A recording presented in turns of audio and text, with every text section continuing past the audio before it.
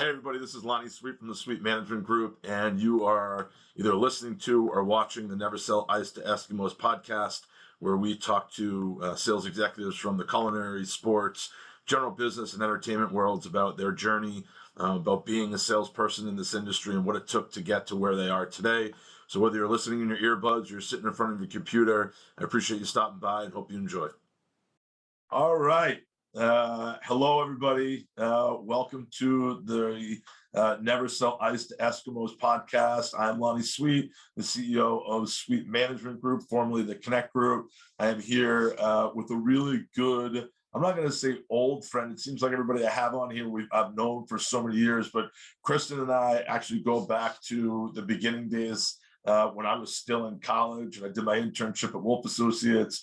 You're seeing Kristen Kuliga. She is a longtime sports marketing executive. She now oversees business development over at Vanguard Sports after she moved her company or merged her company with them a handful of years ago. She's also a broker dealer over at Just the Markets. More importantly, or maybe not more importantly, Kristen is one of the first female NFL agents in the business. She's been doing this for 20 plus years, has worked with some outstanding Hall of Fame NFL clients, Doug Flutie being the one that I was initially, when I was in college, I was getting tacos for, and Kristen was representing at the time. She's one of the most well-respected executives in sports marketing. Notice how I didn't say female executive, she's just an executive. And so I'm fired up because Kristen and I have known each other for such a long time, and we're talking about being in sales and being, kind of the best in the business. Kristen was one of the first people that came to mind. So what's up? Thanks so much for having me, Lonnie. Appreciate it. You got it. Exciting. Yeah. And we go way back to the beginning. That's for sure. I wish I could say I was only 15 at the time, but I think you were only 15. We were all only 15 back then, Kristen. Yeah. Right. But, I think it also brings up a good point of what we're going to talk about is, what is sales? And, it's really building relationships and for sure. And, the fact that we can sit here right now, 25 years, I don't even know, 20 something years later. And, I know that I can always count on you if I have something that, I'm like, hey, I need this or I need that. And same here, hopefully. And we've done a lot of business along the ways. And I think that that's really, successful salespeople know that it's not about the quick, cheesy sale. It's about developing the relationship. So I'm really proud and happy to say that you're still a friend and we still do business together and do it the right way. For sure. It's funny. I look back a lot at my career and kind of the places that I've been and the stops that I've been in a handful, right? We were just talking how I went to the Tennis Hall of Fame, after Wolf Associates. But when I think about places that really impacted my life, Wolf was such a huge part of it, right? And even more so, I think about the people that were there that I'm still friends with, right? Like, hey, Melissa Kaplan has been a friend of mine for since those days, 20 plus years. Obviously, Monahan is now over at the PJ and Brian is there. Yeah. I mean, Grace obviously is a big time executive over at CAA. There's so many just other people. Dan Parisi, who was an intern there, and Justin, who's now over at I just think about how many great people came from such a small organization. And that's not even getting into all the other agents, that were over there as well. And I think about and I'm always thinking about this environment that we're in today, in this COVID environment where kids don't have an opportunity to be in hallways and in offices. And I'm so grateful for that I had that chance. I was, I don't know, 19 years old, 20 years old when I was walking through those offices of Wolf. And I still think about it like it was yesterday. I was always the first one in, first one out kid, or last one out kid, right? And I remember, better than I do, Bobby Orr, who was, the owner of Wolf. The guy was there at like 6 o'clock in the morning, right? Every day. And so I got there, I think it was like at 7 o'clock in the morning, and I'm walking through the hallways. I think it was like my first week that I was there. It was a couple weeks in. And I remember walking down the hallway and he was coming the other way and he hip checked me into the wall. And I was like, I remember thinking to myself, like, I'm the Boston kid, right? Bobby Orr just hip checked me into the wall. And I got back to my cubicle and I called my dad. I was like, Dad, you're not going to fucking believe it, right? Bobby Orr just hip checked me into the wall. And it was like one of those cool experiences. I have such fond memories of you. I have such fond memories of Chip Reeves and Jay and Brian. and Dave Sergio, that it like warms me to think back to those days. Yeah, no, it's really, you think about the success of everybody there that went on. Pamela Wheeler and I just reconnected. Yeah, She's now heading up diversity and inclusion at an insurance company. Before, was one of the top executives at the WNBA Players Association. Jay Monahan, commissioner of the PGA. Everyone else that you mentioned. Chip Ree is very successful entrepreneur, sold his business. Phil Stone's working in sports marketing. It's Paul Kropelka, assistant GM of the Miami Hurricanes now. So you go on, and I guess it's we were cooking up something really good there. we really But were. yeah, it was pretty cool, having Bobby Orr walk around with a hockey stick and hit you. I remember It- those warm cookies too. He had a partnership with the Holiday Inn or whoever it was that Doubletree. had Doubletree, that they used to bring those warm cookies, and I was like, oh my god, these cookies are delicious. Yeah, exactly. Yeah, no, it's been awesome, and it's been great to see your journey, Lonnie, over the years, and through all your successes and having your own business, and I know firsthand, the grind it takes to make that happen. So It is. Let's do. I want to go back to that in a second, but just for the people that are listening, or people that are going to be listening, can you give like the quick bio on you, because it really is an interesting kind of journey, right? You really are a kind of trailblazer for our industry, at least on the female side. So I would love for you just to give a quick overview, quick bio of what you've been doing. Sure. So, as you mentioned, I started my career as an intern at Wolf Associates, which in the mid 90s, right out of law school. Went to UMass Amherst undergrad, which I know we have that in common. Yeah, go Minutemen. And went to Suffolk Law, and then started as an intern. I actually was going to work for the Army JAG Corps, believe it or not, and met Gary Wolf through a mutual friend, and in Greg Clifton, and started as an intern. And as you mentioned, I was always the first one in, the last one out. My first jobs were working on salary arbitration cases in hockey and baseball, and writing those briefs, and really analyzing the comps. And I think that actually gave me a really good understanding of negotiating contracts and really sales in general, because that's what you're doing. You're trying to the other side why they should buy or pay so much for your client. Also worked on none of the agents wanted to bring any of our clients to arbitration who didn't pay, and when Bob Wolf had passed away, it was a big issue. So I was kind of thrown into the Wolves den, and then worked on really every capacity that I could. Was in-house counsel, helped the family sell the business to Arnold Advertising, worked with a bunch of the agents on the marketing, etc. And I think, one of the things that always resonated with me was there was one agent early on in my career that said, there's no way we'd hire an effing woman as an agent. A woman can't be an agent. And I always took that to heart, to be like, what do you mean? Like, I can do all this other work. I can understand the collective bargaining agreements better than you. I can, write all the briefs, etc. And yet I couldn't be the client facing agent. Like, it just didn't make sense to me. And I always held that in the back of my mind, and I didn't know how, I didn't know when, but I was going to prove them wrong. So those of you who know me, people that know me know, like, if you tell me no, I'm going to try to figure out a way to get to yes. So anyway, was at Wolf for 7-8 years, met some, worked with some great people, produced a show for ESPN with Corey Everson, and sold all the sponsorship for that.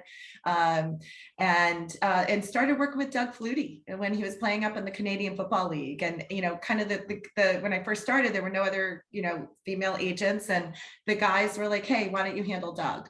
So I started working with Doug and worked just as hard for him, on small little appearances up in Canada as, I did for his contract with the Chargers with 35 million, whatever it was, that way back in 2001. So been working with Flutie now for 28 years. So started with Doug there, with Jack Mula and some of the other agents. We brought him back to the NFL with the Bills. We, with the team, Kim Zayati, myself, and some others, helped to start Flutie Flakes with PLB Sports and so Flutie Flakes, which was expected to sell 60,000 boxes in the first year, sold that in the first week. We thought of putting his charity on the side, his foundation for autism, the Flutie Foundation, on the side of the box. I think it was that combined with him going in the week that we launched the box, going in to win the game in 3 seconds left on, I think it was a naked bootleg against Tom Coughlin at Jacksonville, his old coach. And, all of that was the perfect storm in a good way. Chris Berman eating Flutie Flakes on Monday Night Football. You can't plan for that. And so they ended up doing 3.5 million boxes, et cetera. So anyway, fast forward, I left Wolf to go to a venture capital firm to work in business development, bringing in investors to the firm. And it was terrible timing, 2000 through 2004, from a VC standpoint with the dot-com bubble bursting. But when I left, Doug Flutie left and asked if I would represent him on the contract side. So I got my NFL PA certification back in 2001. The Bills released Doug, kept Rob Johnson. I know, I see you roll your eyes. And yeah, I never understood that when you have somebody that was like, his record was 29 and 8, and you keep the guy that was 8 and 29. But it was a great opportunity for Doug to go to the Chargers. I negotiated his contract there, which at the time was, one of the top backup quarterback or older quarterback contracts. I think it was $35 million deal, first couple of years guaranteed. And yeah, I didn't even realize that, I was one of the first women to negotiate, a major NFL contract like that. Right. So until Will McDonough from the Boston Globe, the late Will McDonough, called me up and he said, "Hey, honey, you were the first woman. I don't know any other woman." So that was kind of fun to be able to, pave the way, hopefully in some way, form or fashion. And so, I really enjoyed the venture capital side of things. We incubated a company. I helped to sell that company to another company, and one of the companies we had incubated, and went on to consult with them. And that kind of allowed me to start my own business. And picked up, the Patriots won the first Super Bowl right around that time, picked up a few clients. And so organically, it just kind of happened that I started my own business with a book of clients. And then, went on to merge the company once and kind of took it back and sold it or merged it back in 2017 with Vanguard Sports.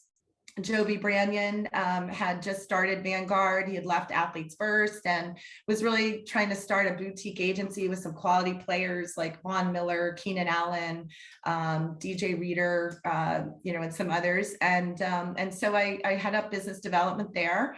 Along the way, when I had my own business, because of the VC background, I would see a lot of opportunity that would come to the table for the athletes to receive equity in exchange for their name and likeness, or just royalties with no guarantee, or put money into privately held deals. And so I was able to kind of analyze those companies and some really great opportunities, but a lot of them needed help in business development.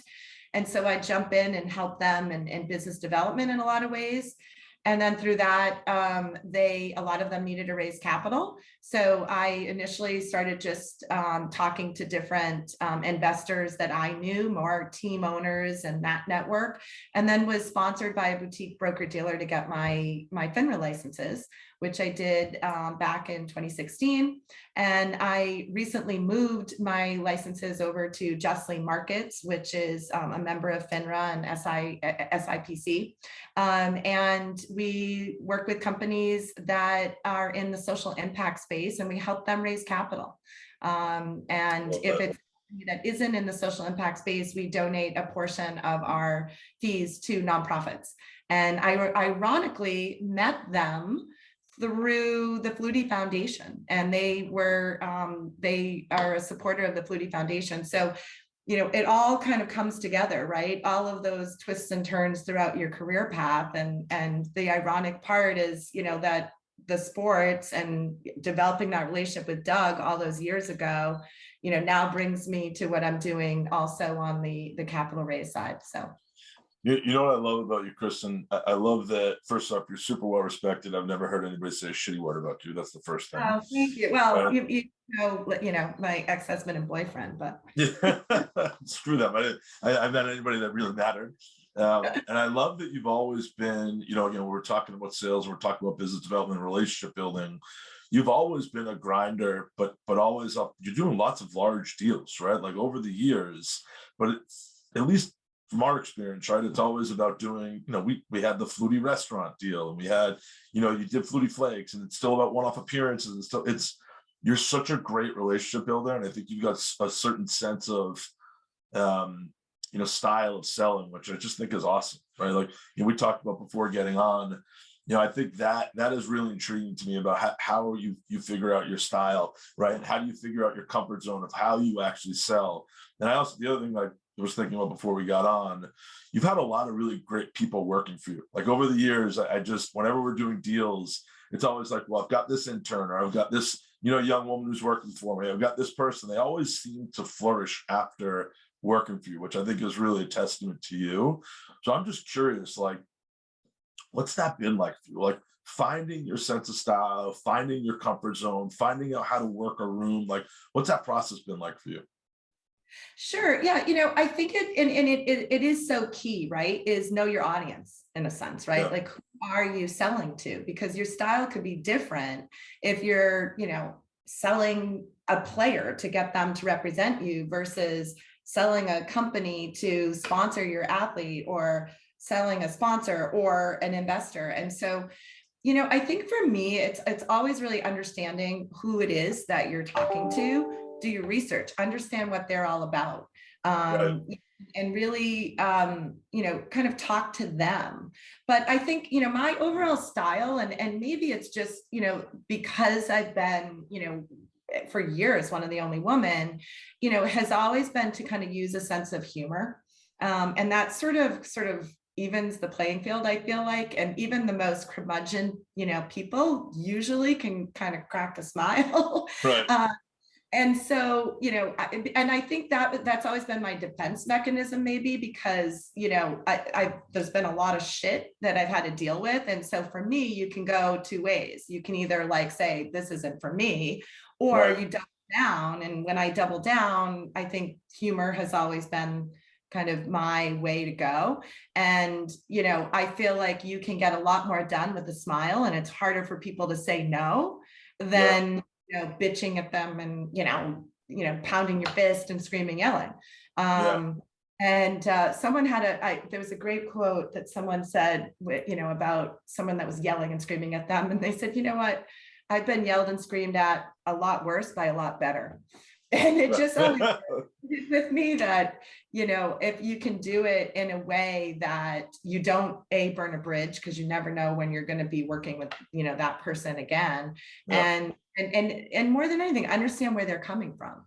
Yeah, I think Yeah. that the burning of bridges, right? Like, I think we always say, like, you never know when that person's assistant's going to be the president of some company, right? Like, I think we're all a testament, even going back to those Wolf days. Like, listen, I was an intern, you were an intern. Monahan was, he was just running consulting at that time, right? There were so many people that when you think back, I started. yeah, like all of these people that deserve value, right? Like, just because they don't have the title doesn't mean that they are intelligent or valued or smart or have a point of view. I think for young people all the time, and I remember sitting at SFX thinking to myself, like, how the hell did that person get a meeting with a CMO? Or how the hell can I get in the room with the VP of marketing, whatever it may be? And when you grow up, you're like, oh shit, that was the person that they knew 20 years ago, that they were out having drinks with and they were building relationships with. And it didn't just happen overnight, it happens over time, which is always intriguing to me, right? Like I think you and me are cut from the same cloth in terms of building relationships and enjoying ourselves. And listen, I'm grateful that we're not in a shitty industry, right? Like I don't know how many Super Bowls you've been to, but I've been to almost 20 now, right?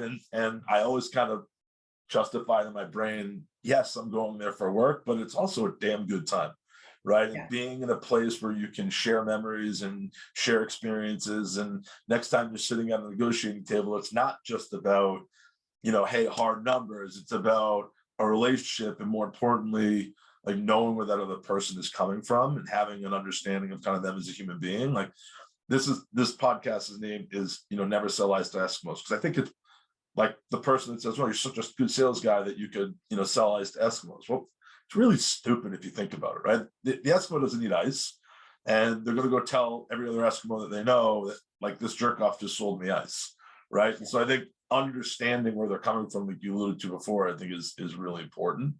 How do you teach that? Like, again, like I said, you're really good at like people growing underneath you and moving on to better positions or whatever it may be. Like all the people that you've always been a part of our deals, they all really seem to get it. Like how do you translate that to the next generation? Sure. I think that the biggest way is by, showing them the work, letting them listen in, letting them be part of it, giving them helpful criticism on how they can be better, how can they make it more personal. I do think though that that there are salespeople and there aren't salespeople, right? Right. I think that some people, it's just not in their comfort zone to be able to ask people for something and to sell. And so I think that's something to really help people that work for you understand early on, because you can't put a square peg in a round hole. Yeah. And if somebody's not comfortable building relationships in order to sell, I think it's going to be really hard down the line to be able to, to sell that deal. Yeah. And so, or any deals.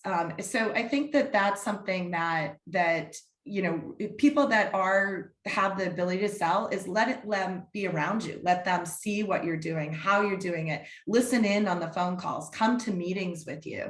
And I've been incredibly fortunate to have amazing people that have interned for me or work for me. One woman in particular I'd like to shout out is Kim Mayali, who was an intern and a law student of mine, and now is running football for Rock Nation. Right. Has multiple first round picks and really kicking butt. And other obviously other people that have gone on that have interned or worked for me that have done amazing things, but in different roles. There's one woman that's worked for me that now is director of operations, Kat Light. She'd probably hate that I even mention her name on here, but she's an operations person and she's amazing. And she's now 13 years, I think. And, I couldn't have done what I did without her and without her role that she played. And, she does sell, but she likes the operations better. So I think it's also finding the people in the roles that they need. But from a sales perspective, I think it's really, like all of us, we learn from example. And I hate that word. Like, what does that mean? Lead by example. It's more of the experience and, doing what you say you're going to do, the follow-up, how you interact, being prepared, understanding, where the other side is coming from, learning, going on to LinkedIn. Who do you have in common with them? Yeah. What do you have in common with them? They like yoga. They read these books, go on their social media, like learn who they are. And we have so much, younger people have so much now that we did not have when we didn't have the internet, of figuring out what people are about. I remember back in the old days, really anywhere, you would get the Boston Business Journal, right? Like the only way that you started gathering information about the companies that were based in Boston, it was really hard to get information back in the day. Like it took a really long period of time, and there was no way that you would be able to get info on a CMO in a blink of an eye. To your point, like do they have kids? What is your connection? Where are they from? Like, listen, I've had a 617 cell phone number my entire life. It's the only number I've ever had in my life, right? Literally the only cell We phone. got them when we were at Wolf. Yeah, and I love it because it oftentimes gives me a door opener, right? It oftentimes is like, oh shit, you're from your 617 number. Are you a Massachusetts guy, or are you from Massachusetts? Like, it's like that initial connection point to break the ice. But that comes from knowledge, right? It comes from understanding who you're talking to, and I also think more so it comes from like being okay to say no, meaning not every company you should be attacking, not every company you should be going after. Like back in the day, I always felt like, at least on when I was selling, or at least being aggressive, it was like I would just keep that funnel as deep as possible, right? It didn't really matter if what I was trying to sell them made sense for them. It was like full blown numbers game, right? 100 in, 10 calls back, maybe I'll get a deal closed. As I've matured, and I think you probably feel the same way, not every call is the same, and not every brand needs to be targeted, because after you do your research, maybe you've read something that like they've had a bad experience with athletes, or they don't want to work with chefs, or whatever it may tell you, that like it's just a waste of time, right? To go after somebody that doesn't want to be sold something. Yeah, 100%. And I think that, it's, and I'm the same way. It's really hard for me to say no. I want to try to help everybody. I want to try and open the doors with every, company that you're trying to sell to, or whatever entity you're trying to sell to, but your time is a commodity. And 100%. so you have to, we have to try to be efficient, and really targeting who you're going to go after. And I'd rather go after 10 and get 3 calls, as opposed to 100 and maybe you get 1. Now, Right. You have to develop those relationships. So when you're early on in your career, you have to reach out to those hundreds, and I believe, but be more strategic about those 100 that you are out to. And it's also, it takes just as long and hard to sell a small little, appearance, right? For an early, a young athlete or a young chef, or right, as it does, the big, and actually probably more time and more. I actually think it's harder. I think it's harder to do a big deal for Gion, or for us to do something with Von Miller, right? So you have to be, you have to have that pipeline, of the new ones. But it's also a matter of your time and trying to be efficient. And that's always my constant battle is, how do I do everything in a 24-hour period? And you can't. Your personal life or your health or something's going to go. So it's really trying to hone in on, really understanding who you go after, what they're looking for. And we have so many things now, right? Like Sponsor United and Winmo and, all these things that we can look up, that, or just Google, like, what are these companies? So yeah. What would you, to that point, right? If you're looking back to your younger self, like what's that, like 1 or 2 things that you would tell your younger self now that you've learned over the years, right? Like, again, I think about this all the time, right? I think there's way more than a couple of them, but like, if you could distill a couple of those most important things that you would tell the Kristen from Wolf 25 years ago. That you can't do everything yourself. Right. And I think, one of the things when I started my own business, despite the fact that I had worked for a VC firm, prior to that, I saw how Wolf sold the business to, Arnold Advertising with different investors. Part of the group is, really, I think when I started my own business, I would have brought in some financial partners. And really help to hire and grow the business in, probably faster and more efficient, and in ways where I didn't have to take on every little client to just pay the bills, and not, which I think took away from the long-term goal. And when you have that capital, that you don't have to worry about taking on, a $5,000 event because you need to make payroll that month, right? And that's a big time suck from taking away some big opportunity that you could have that may take 6 months or a year to close. And that's really what I think, either taking on some capital so that I could afford to focus on the bigger picture, which kind of goes back to, kind of what we were talking about before, right? Of being efficient and not saying yes to every client and every deal, and going after everybody to selling 100 people, as opposed to picking and choosing the right strategic fits for who you're trying to target. So that's definitely, something that I think I would have done differently. Yeah. And I may have sucked it up and worked for a bit, a bigger corporation for a few more years to get a little bit more stability, financial stability. I just was sort of like, I'm going for it. And so those are a couple of things that I think I would have done differently. So funny. Those two are two things I think about a lot. The first one for sure, right? Like being able to have a partner in the room who is in the same fight as you are, right? Like I know you did it alone for a long time. I did it alone forever, right? A long time. And I used to say, I even say to people when they start their own business, like I used to talk to the wall and expect the wall to talk back, and it never did. Right. And so, you get into these moments where even creatively from a sales perspective, like it's really helpful to have somebody else in a different perspective, think through a challenge, right? Or think through, creatively think through an opportunity or a deck or an idea, just because they see the world from a different point of view. Right. And being able to, going back and being able to, again, I would have taken on a partner for sure from the get, right? Like if I could change anything in my career, it would have been trying to find a partner from the get when I started, Connect Sports Entertainment, however many years ago. Now, I know that now, right? But the reality is, I also think, there's so much value though to figuring it out on your own. All right. And you're a get shit done girl, right? Like, and you learn that because you didn't have another fucking choice, right? Like you had to. It was either that or you didn't eat that month, or you didn't pay your rent that month, or whatever it may be.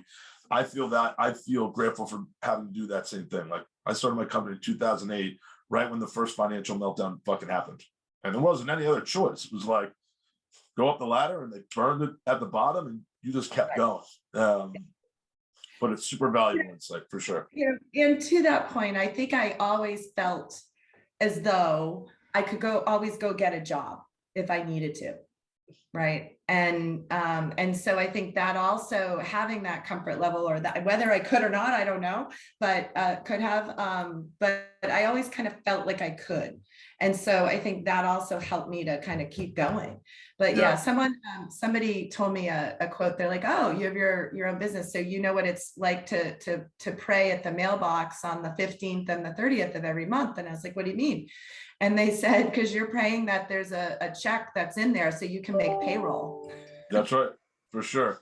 It's funny, the job thing, I always, when I think about kids, when I ask this question about like, what do you want to impart on other kids that work for you, whatever it may be, I always think there's only two types of people in every organization. That's it. You're either a revenue generator or you're an expense. That's it, right? You're either making money for a company, covering your own ass, or you're costing the company money. Now, you can make an argument that advertising or marketing, whatever it may be, leads to sales and revenue. The reality is, a frontline person, right? And to your point about always getting a job, I always felt the same way. I always know that if I walked into somebody's office and be like, listen, I know I can go make money for you.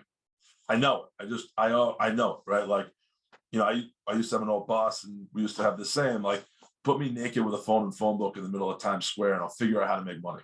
Like that's just what we were good at, right? And I think it's a really valuable lesson to learn how to sell, because that's always something you can walk in to a boss's, office, or walk into a building and have real confidence that I can cover my ass. Right. And I think I always had that same sense of, all right, if this doesn't work, I'm good. I'll go find a job, selling for somebody else and do it. I never really wanted to do that. But always had the confidence knowing that if I needed to, I could actually do that. Right. And I think also, Lonnie, it's because, you have an amazing network, and it goes back to what we talked about at the beginning, is developing those relationships. You have a plethora of opportunities of just people that that would consider hiring you if they're hiring, because they know you, they respect you. You've built those relationships over the years. So it kind of does come full circle. Yeah, I agree. Right. I also think that relationship building doesn't always have to be trying to sell somebody either. But No. that's the other thing that I learned, that sometimes just like, hey, dropping your line to say, what's up, how you doing, how's the family, with no expectations other than just like checking in and saying hi. 100%. And, you know, there are, you know, former GMs that in the, you know, NFL that I know that, you know, when did I call? I called them when they lost their jobs. And I just Right. said, hey, I can do anything. I'm here, you know, let me know. And I can't tell you how many have said, wow, you know who your friends are, you know the people you can count on. And, you know, I would hope that somebody does the same for me, you know? So it's also about being there when people aren't at the top, you know, when they're going through the hard times, right? And you know, hey, how can I help you? I mean, we've both been in those situations with each other down the lines, and Absolutely. listen, let's work together. We're going to figure this out. Like, communication is huge, right? Is, you know, and particularly like communication's easy when shit's going great, but when shit's not going great and you can't pay a certain bill, or you can't, you know, this, it's like, hey, you know, I'm expecting this client to pay here. This is when I can get to you. You know, here's something in good faith, or, you know, so it's like when times aren't great is when I think you show your true, I guess, sales and relationship skills, right? It's a super valuable point, Kristen, like really valuable point to always be there for people, regardless if they're up or down.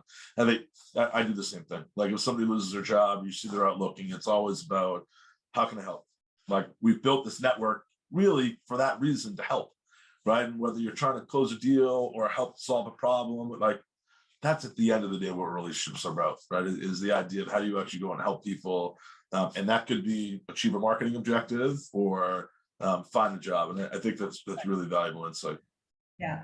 And, you know, just going back though to, you know, there are people that are in the revenue generating side and people that aren't, that are cost.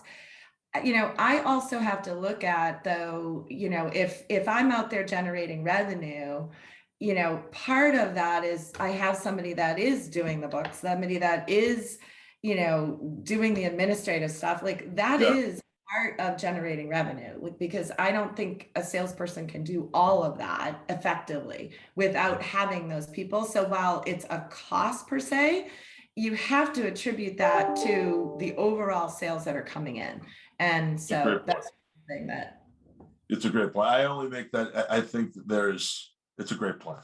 100% great plan. But right? you're going to do it all with organization, and if you were to go get a job, you're going to come in the revenue generating side and not on the other side. Yeah, I think revenue generators are harder to find than others. I think a really great business development salesperson is really hard to find, and it's an incredibly valuable skill for everybody to have.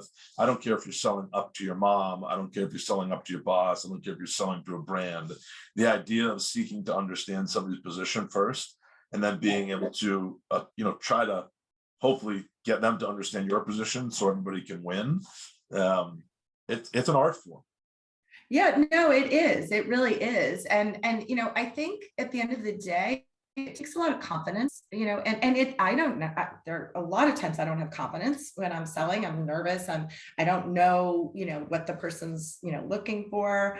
You know, but it's like you have to dig deep, and I always say to some of the young interns that I have is, what's the worst thing that can happen? They say no. I was just about to say that. They say no. You know, most of the time you're going to get no one's going to answer you, you know, but the worst case, someone's going to say no. You know, I have a lot of you know, we still do some charity events, and, you know, one of the tasks I give the interns, and I know from this, whether they have the ability to sell or not, is to go around and get charity auction items from business and go in and actually, you know, not email's fine, like they do that, but physically go into hotels and restaurants and boutiques and say, who can I speak to? You know, we're doing this charity auction for pediatric cancer, or, you know, breast cancer research foundation, or the Flutie Foundation. And, you know, would you be willing to donate? Who's your manager? Who should I speak to? This is, you know, what we do. And, you know, if you can't sell like a nonprofit that is doing good, and if someone's going to be a jerk to you about that, then that's their issue. And that's the way I feel. 100%. So that's, I think, always a good cue for me if someone has sales capacity or not. Yeah, it's a great one. So listen, we're coming to the end of our time. What else? Anything else you want to talk about? Anything else you want to bring up? What's the future hold? What else is on your mind?